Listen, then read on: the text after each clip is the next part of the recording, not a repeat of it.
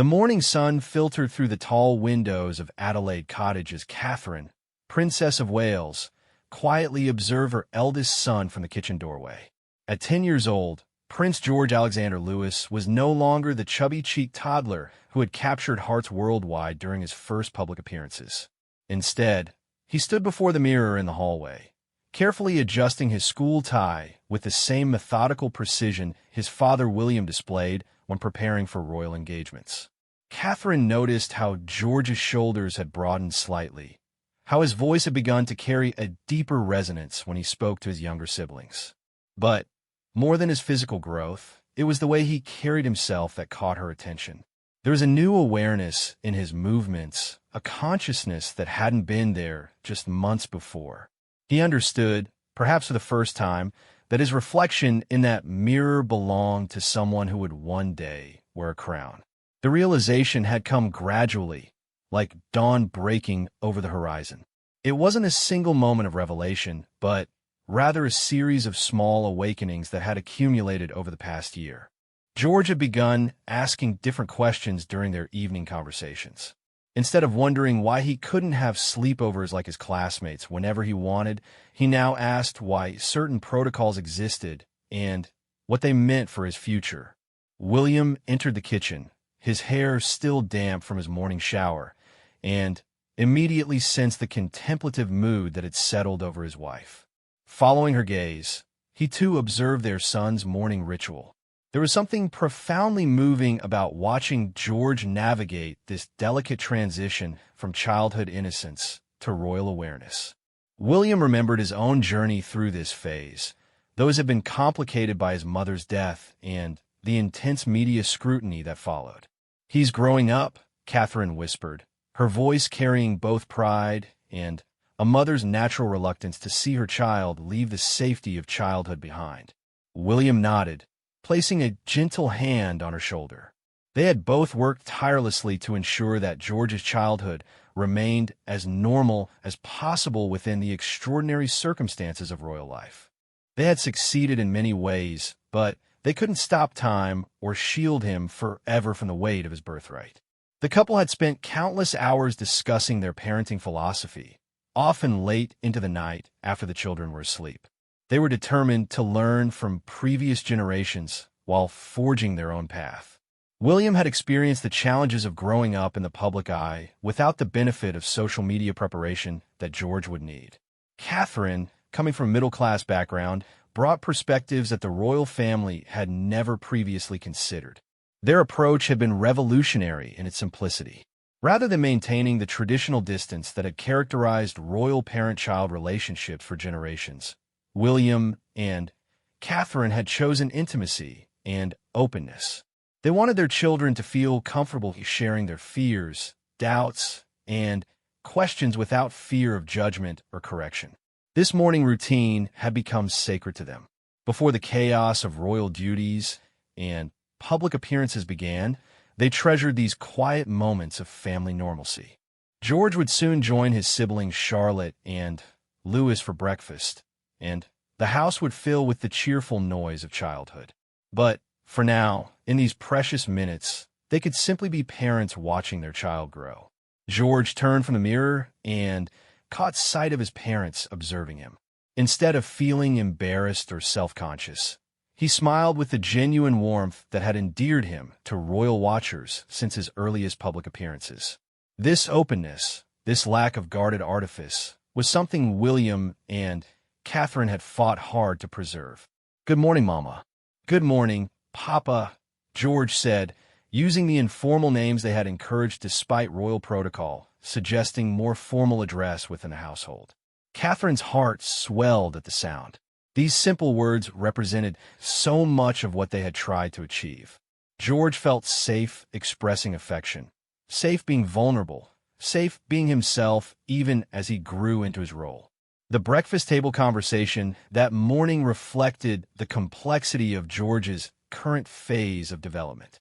He spoke knowledgeably about current events, having developed a keen interest in understanding the world he would one day help lead. Yet he also displayed the typical concerns of a 10-year-old, worrying about an upcoming mathematics test and hoping his best friend would choose him as a partner for a school project.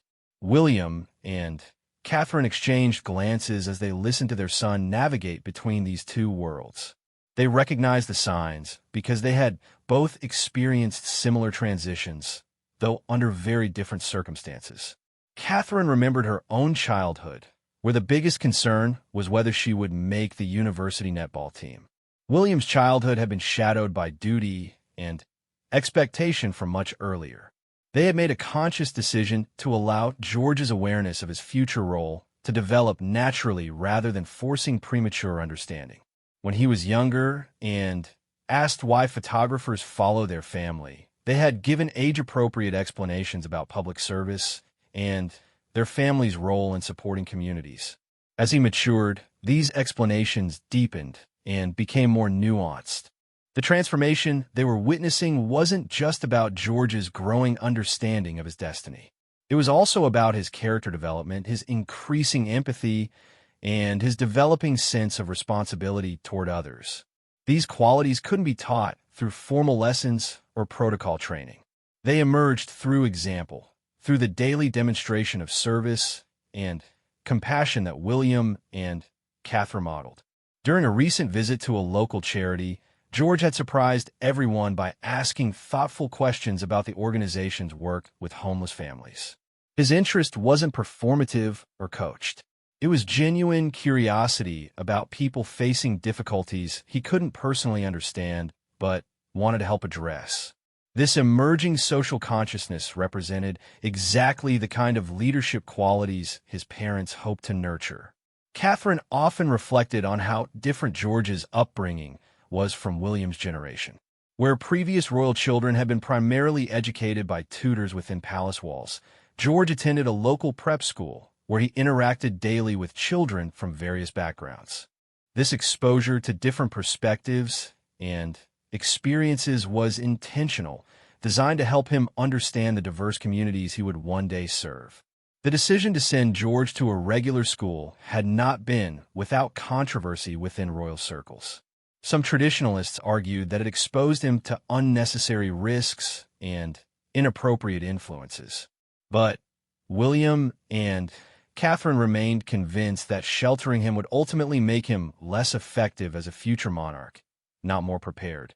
They wanted George to understand privilege not as an entitlement, but as a responsibility. When he came home with stories about classmates whose families struggled financially, they used these moments as opportunities to discuss social inequality and the importance of public service.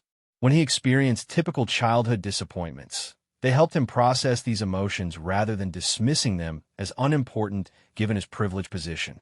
The balance they sought was delicate. George needed to understand his unique position and future responsibilities without developing either an inflated ego or a crushing sense of burden. They wanted him to feel proud of his heritage while remaining humble and accessible. Most importantly, they wanted him to retain his natural warmth and empathy as he grew into his role. As the morning progressed and the family prepared for their respective days, Catherine noticed small details that spoke to George's evolving maturity. He automatically helped his younger brother Louis with his school bag without being asked. He reminded Charlotte about a project she had mentioned the previous evening. These acts of consideration weren't performed for parental approval, but seemed to flow naturally from his developing character. The drive to school provided another opportunity to observe George's transformation. He had become more observant of their surroundings, noticing things about their community that had previously escaped his attention. He pointed out new construction projects and asked about their purpose. He waved enthusiastically at people who recognized their car, no longer feeling shy about public attention. William found himself remembering his own school days, when the weight of public expectation had sometimes felt overwhelming. He was determined that George's experience would be different. Rather than viewing public interest as an intrusion to be endured, he wanted his son to understand it as an opportunity to connect with and serve others. The transformation they were witnessing wasn't complete, nor should it be at George's age. Childhood should be preserved for as long as possible, even for future monarchs. But The foundation being laid during this crucial period would determine the kind of leader George would become.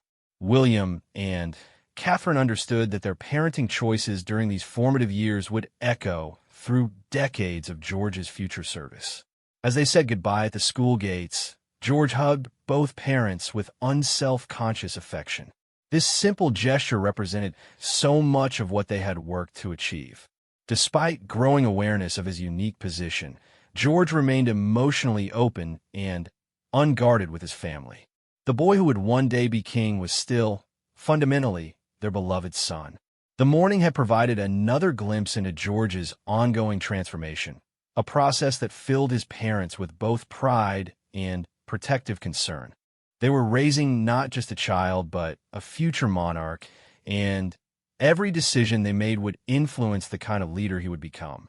The weight of this responsibility was balanced by the joy of watching their son develop into a thoughtful, compassionate young person who might one day help heal a divided world through his example of service and dedication. The autumn afternoon brought unexpected challenges that would test everything William and Catherine had worked to instill in their eldest son. George sat in the passenger seat of their car, his school uniform slightly rumpled from what had clearly been a difficult day. His usual cheerful demeanor had been replaced by a thoughtful quiet that immediately caught his mother's attention. Catherine glanced at him through the rearview mirror as they made their way home from Lambert School. Something significant had happened, and she could sense her son processing emotions that were perhaps too complex for his 10 years. The drive that usually filled with George's animated recounting of his day remained unusually silent. "How was school today, sweetheart?" Catherine asked gently, using the tone that had always encouraged her children to share their experiences openly. George shifted in his seat, his young face reflecting an internal struggle that seemed far beyond his years. When he finally spoke, his words carried a weight that surprised both parents. "Some of the older boys were talking about me," he said slowly, clearly choosing his words carefully. "They said things about what it means that I'll be king someday. Some of it wasn't very nice." Catherine felt her heart clench. They had prepared for this moment, knowing that George's classmates would eventually become more aware of his unique position. But preparation and reality were different things entirely. She exchanged a meaningful look with William, who had tensed slightly at their son's words. The conversation that followed in their sitting room that evening would become one of those pivotal moments that parents remember forever. George sat between his mother and father on the sofa, his small hands folded in his lap, displaying a composure that spoke to both his natural maturity and the careful emotional foundation they had built. William began by sharing something he had never told his son before. He described his own experiences at school, the moments when other children's awareness of his position had created distance or resentment. He spoke honestly about the loneliness this had sometimes caused, but also about the valuable lessons it had taught him about human nature and the importance of surrounding himself with people who valued him for who he was rather than what he represented. Catherine listened to her husband's words with deep emotion. She had heard some of these stories before, but never in the context of preparing their own child for similar experiences. The vulnerability William showed in sharing his past struggles demonstrated the kind of openness they both believed was essential for healthy family relationships. George absorbed his father's words with remarkable understanding. Rather than seeming discouraged or frightened by the prospect of facing similar challenges, he appeared to draw strength from knowing that his father had navigated these difficulties successfully. This resilience, this ability to find courage in the face of adversity, was emerging as one of George's defining characteristics. The discussion evolved into a broader conversation about leadership, service, and the responsibilities that came with privilege. Catherine found herself amazed by the depth of George's questions and the thoughtfulness of his responses. He wanted to understand not just what was expected of him, but why these expectations existed and how he could meet them while remaining true to himself. "The boys at school said I think I'm better than everyone else," George admitted quietly. "But I don't think that. Do I seem like I think that?" The raw honesty of this question broke Catherine's heart, while simultaneously filling her with pride. George's concern wasn't about defending his ego or position. He was genuinely worried about how his behavior affected others, and whether he was living up to the values his parents had taught him. William knelt before his son, taking his small hands in his larger ones. "George," he said with quiet intensity, "being born into our family doesn't make you better than anyone else. It makes you different, and with that difference comes responsibility. The measure of who you are isn't your title or your position. It's how you treat other people, how you use whatever advantages you have to help others, and whether you remain kind and humble no matter how others treat you." These words would echo in George's mind for years to come, becoming a foundation for how he understood his role and purpose. Catherine watched her husband impart this wisdom and felt overwhelming gratitude for the partner she had in raising their children. William's own experiences, both positive and traumatic, had shaped him into exactly the father their children needed. The weeks following this conversation brought noticeable changes in George's approach to school and social situations.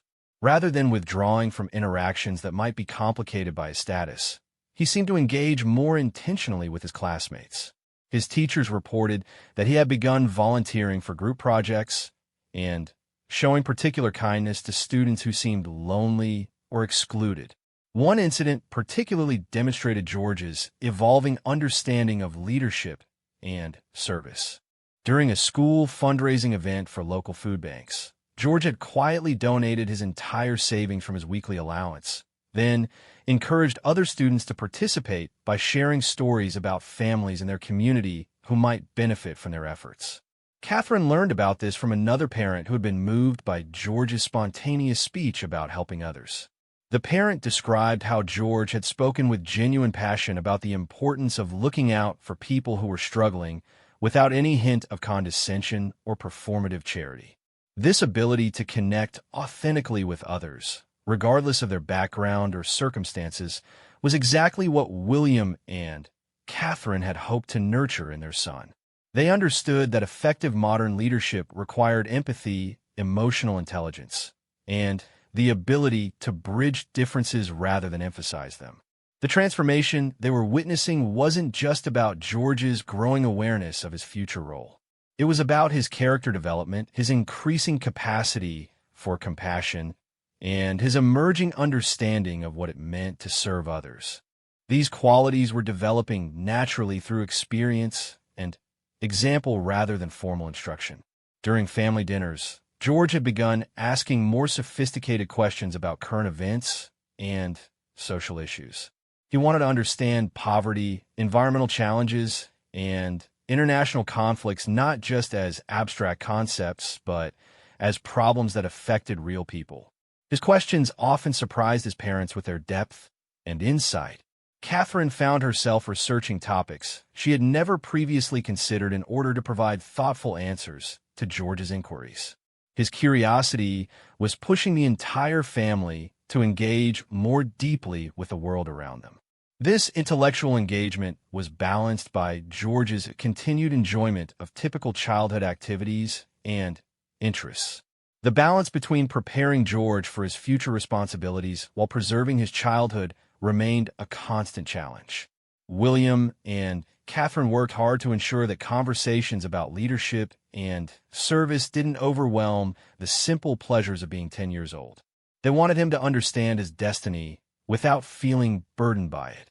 Family outings during this period often provided opportunities for George to practice the skills he was developing. During visits to museums, local events, or community gatherings, he had begun naturally engaging with people they met, asking questions, and showing genuine interest in their experiences and perspectives. These interactions weren't staged or forced. George's growing social awareness seemed to emerge organically from his natural curiosity and the values his parents had consistently modeled. He was learning to see each person they encountered as an individual with their own story worth understanding and respecting. The media had begun to notice subtle changes in George's public appearances, though they couldn't fully understand what they were observing. Royal watchers commented on his increased confidence and the way he seemed more engaged with the events he attended. What they couldn't see were the private conversations and emotional work that made these public moments possible. Catherine often marveled at how different George's experience was from what she had imagined before becoming part of the royal family. The complexity of raising a future monarch while ensuring his emotional well-being required constant attention and adjustment. Every parenting decision carried implications far beyond their family circle. The support system they had built around George included teachers, friends, and extended family members who understood the unique challenges he faced while still treating him as a normal child. This network of understanding adults provided George with multiple perspectives and sources of guidance as he navigated his evolving sense of identity. Late one evening, as Catherine checked on her sleeping children, she found George reading by flashlight under his covers. Instead of scolding him for staying up past bedtime, she sat on his bed and discovered he was reading a biography of a humanitarian leader he had heard mentioned during a recent conversation about making positive changes in the world. This moment crystallized everything they had worked to achieve. George wasn't just learning about his future role through formal education or protocol training. He was developing genuine curiosity about leadership, service, and social responsibility because these concepts had become personally meaningful to him. The boy who would one day be king was growing into someone who understood that true leadership meant serving others, that privilege carried responsibility, and that the measure of a person wasn't their position, but their character. This transformation was exactly what William and Catherine had hoped to nurture, and it was happening naturally through love, example, and patient guidance. The winter months brought unexpected opportunities for George to demonstrate the values and character traits that had been quietly developing throughout his transformation. A severe storm had damaged several communities across Britain, and the royal family had been asked to visit affected areas to offer support and encouragement to those dealing with the aftermath. Catherine watched her son prepare for what would be his first significant public engagement, focused on crisis response. At 10 years old, George was still young for such responsibilities, but the circumstances had created a natural opportunity for him to begin understanding the practical aspects of royal service during difficult times. The morning of their visit to the storm-damaged communities, George approached the day with a seriousness that reflected his growing maturity. He had spent the previous evening asking detailed questions about what they would see and how they could best help the people they would meet. His questions revealed a developing emotional intelligence that impressed both his parents. Will there be children there who lost their toys in the flood?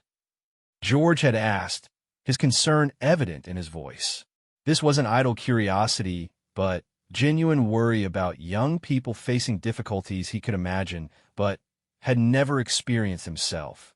William had explained that many families had lost everything, including cherished possessions that couldn't be replaced. George had immediately suggested bringing some of his own toys to share, an impulse that demonstrated both generosity and empathy, but also revealed his still developing understanding of appropriate responses to such situations. Catherine had gently guided this conversation toward more appropriate ways to offer support, helping George understand that sometimes the most valuable gift was simply showing genuine care and attention to people who were struggling. This teaching moment exemplified the delicate balance they constantly maintained between encouraging George's natural compassion while helping him understand the complexities of public service. The drive to their first destination provided time for final preparation. George sat quietly, observing the landscape and occasionally asking questions about what they might encounter. His calm demeanor masked what Catherine suspected was significant nervousness about this new type of responsibility.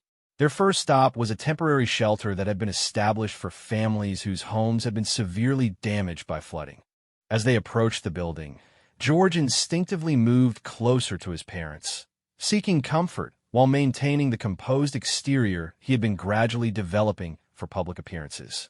Inside the shelter, Catherine watched her son navigate interactions that would have challenged many adults.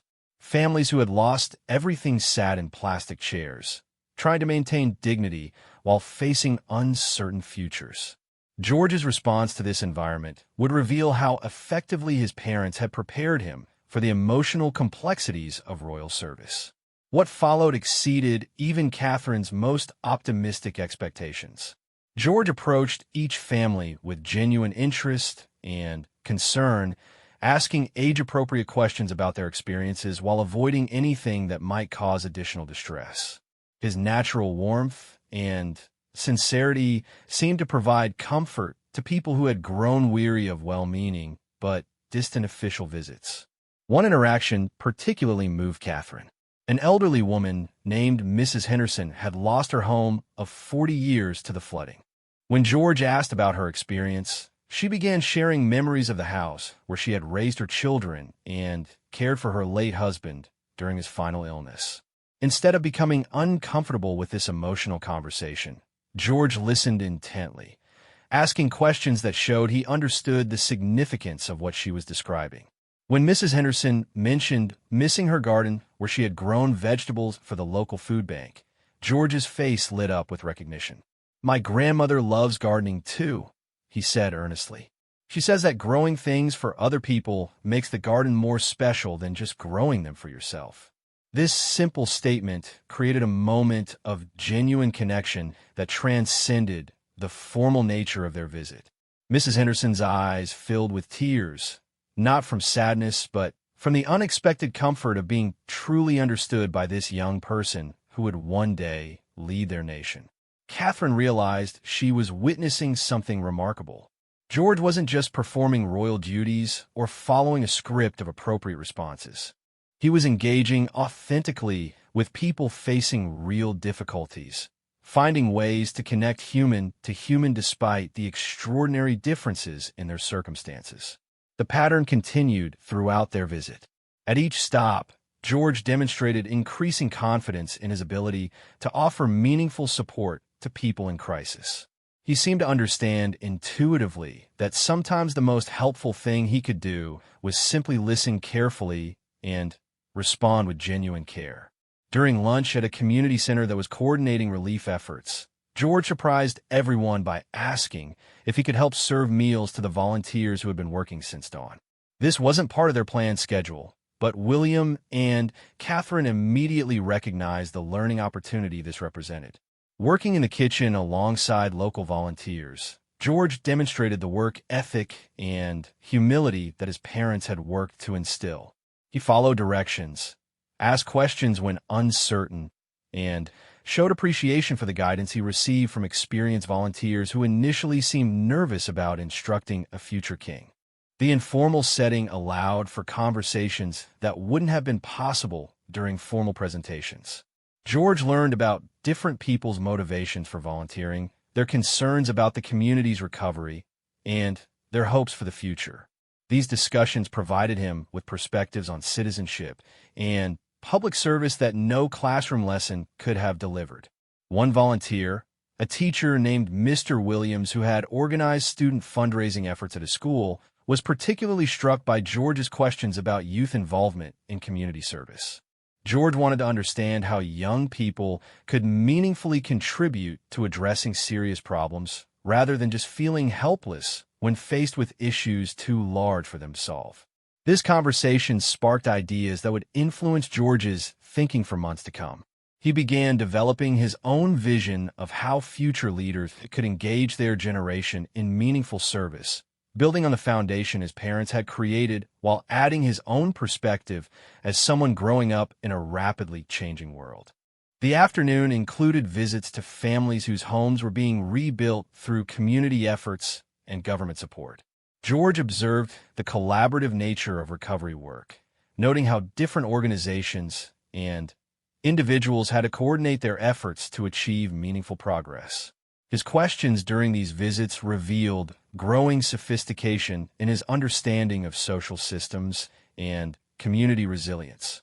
He wanted to know how decisions were made about prioritizing different needs, how resources were allocated fairly, and how they could ensure that vulnerable people weren't overlooked during the recovery process.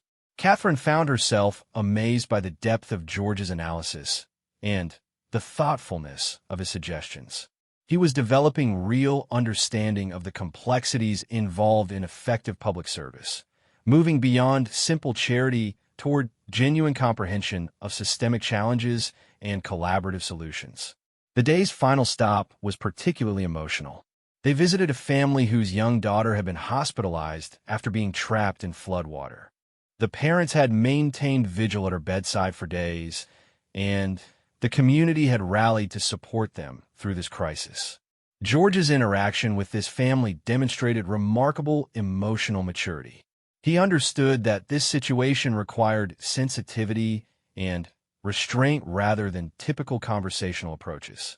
His quiet presence and genuine concern provided exactly the kind of support the family needed without adding pressure or artificial comfort. When the little girl, who was recovering well but still weak, shyly asked George about what it was like to be a prince, his answer revealed how much his understanding of his role had evolved. "I think being a prince means trying to help people when they need it," he said simply. "Like how everyone here helped your family when you needed it. That's what I want to learn how to do better." This response encapsulated everything William and Catherine had worked to teach their son about leadership, service, and the true meaning of royal responsibility. George was developing his own authentic understanding of his future role based on values they had nurtured but expressed in his own voice. The drive home provided time for reflection and discussion about the day's experiences. George was clearly processing complex emotions and insights from his interactions with people facing real hardships. His questions revealed both his developing empathy and his growing understanding of the responsibilities that came with his privileged position. Catherine listened to her son's observations about inequality, community resilience, and the importance of using resources effectively to help others. These weren't abstract concepts for George anymore, but real issues affecting people he had met and cared about. That evening, as the family gathered for dinner, George shared his experiences with his younger siblings in ways that helped them understand both the seriousness of the situations they had encountered and the hope he had found in seeing communities come together to support each other during difficult times. The transformation Catherine and William had been observing was becoming more evident with each new experience. George was developing genuine leadership qualities based on empathy, service, and authentic connection with others. He was learning to use his position not as a privilege to be enjoyed, but as a responsibility to be fulfilled with dedication and humility. Most importantly, these developments were occurring naturally through experience and reflection rather than forced instruction. George was becoming the kind of leader who would serve effectively because he understood and cared about the people he would someday represent, having learned to see them not as subjects but as fellow human beings deserving of respect, support, and genuine care. Spring arrived with new growth in the gardens of Adelaide Cottage, and Catherine couldn't help but draw parallels between the emerging blossoms and the remarkable development she had witnessed in her eldest son over the past year. George's transformation from a carefree child to a young person beginning to understand his destiny had been as natural and inevitable as the changing seasons, yet no less extraordinary for its organic progression. The morning light streaming through the breakfast room windows illuminated a family scene that had become both routine and remarkable. George sat at the table, not merely eating his breakfast, but engaging his younger siblings in a discussion about a school project Charlotte was working on about community helpers. His questions were thoughtful, designed to help her think through the complexities rather than simply providing easy answers. Catherine observed this interaction with deep satisfaction. The boy who had once focused primarily on his own immediate interests now consistently demonstrated awareness of others' needs and feelings. This wasn't the result of constant correction or formal instruction, but rather the natural flowering of empathy that she and William had carefully nurtured through their daily example and patient guidance. The conversation turned to weekend plans, and George's immediate suggestion was to visit their great-grandmother at Windsor Castle. His motivation wasn't obligation or protocol, but genuine affection for the elderly Queen Elizabeth, who had become an increasingly important figure in his understanding of royal service and dedication. These visits with his great-grandmother had become precious to George, providing him with historical perspective and personal wisdom that would prove invaluable as he continued growing into his future role. The Queen had shared stories about her own childhood and the gradual process of understanding what it meant to dedicate one's entire life to serving others. Catherine appreciated how these intergenerational relationships were shaping George's understanding of continuity and tradition while allowing him to maintain his own authentic personality. He wasn't being molded into a predetermined shape, but rather encouraged to develop his natural qualities within the framework of royal responsibility. The drive to Windsor provided opportunities for the kind of family conversation that had become increasingly meaningful as George's curiosity about world events and social issues had deepened. His questions about current news stories revealed not just intellectual engagement, but genuine concern for people affected by various challenges and conflicts. William found himself amazed by the sophistication of his son's analysis and the thoughtfulness of his suggested solutions to complex problems. George was developing the kind of strategic thinking and empathetic problem-solving approach that would serve him well as a future leader, but he was also maintaining the optimism and creativity that made his perspectives uniquely valuable. During their time with the Queen, George's behavior reflected all the growth Catherine and William had been observing. He was respectful and attentive, but also comfortable expressing his own thoughts and questions. The relationship between great-grandmother and great-grandson had evolved into genuine friendship based on mutual affection and shared understanding of their unique family circumstances. The Queen, despite her advanced age, remained sharp and engaged with George's development. She had watched his transformation with approval, recognizing in him qualities that reminded her of the best aspects of previous generations, while also noting characteristics that were distinctly his own. During a quiet moment in the castle gardens, the Queen shared with Catherine her observations about George's remarkable progress. "He's developing exactly the kind of character this institution needs," she said with evident satisfaction. "He understands that true leadership means serving others, but he's also maintaining the warmth and authenticity that will allow him to connect with people in ways that were harder for previous generations." This validation from someone whose judgment Catherine deeply respected provided confirmation that their parenting approach was achieving its intended goals. George was becoming someone who could fulfill royal responsibilities while remaining genuinely connected to the people he would someday serve. The afternoon included a private tea where George had the opportunity to ask his great-grandmother questions about the challenges and rewards of a life dedicated to public service. His questions revealed both maturity and continued childlike curiosity about aspects of royal life he was only beginning to understand. The Queen's answers were honest about the sacrifices required, but also emphasized the profound satisfaction that came from knowing one's life had made a positive difference for countless people. She helped George understand that the responsibilities he would inherit were not burdens to be endured, but opportunities to contribute meaningfully to the world. Catherine listened to this conversation with deep emotion, recognizing that she was witnessing a historic moment.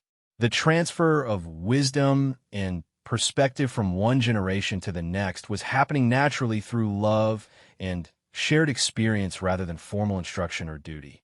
The evening conversation at Adelaide Cottage continued themes from their day at Windsor.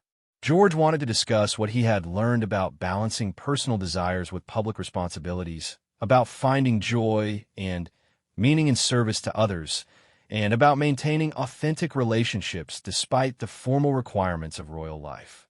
His questions revealed a young person who was actively wrestling with complex concepts rather than simply accepting predetermined answers. This critical thinking and personal engagement with his future role demonstrated exactly the kind of intellectual and emotional development Catherine and William had hoped to encourage.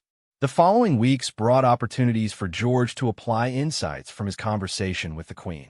A school project about leadership gave him the chance to research and present ideas about effective service to others. His presentation surprised teachers with its depth and personal reflection, revealing sophisticated thinking about the relationship between privilege and responsibility. George's classmates had begun responding differently to him as well, not because he had changed his behavior toward them, but because his growing confidence and authentic interest in others had made him someone they respected rather than merely tolerated. The awkward phase, when his status had created distance, seemed to be resolving naturally through his consistent demonstration of genuine care for others.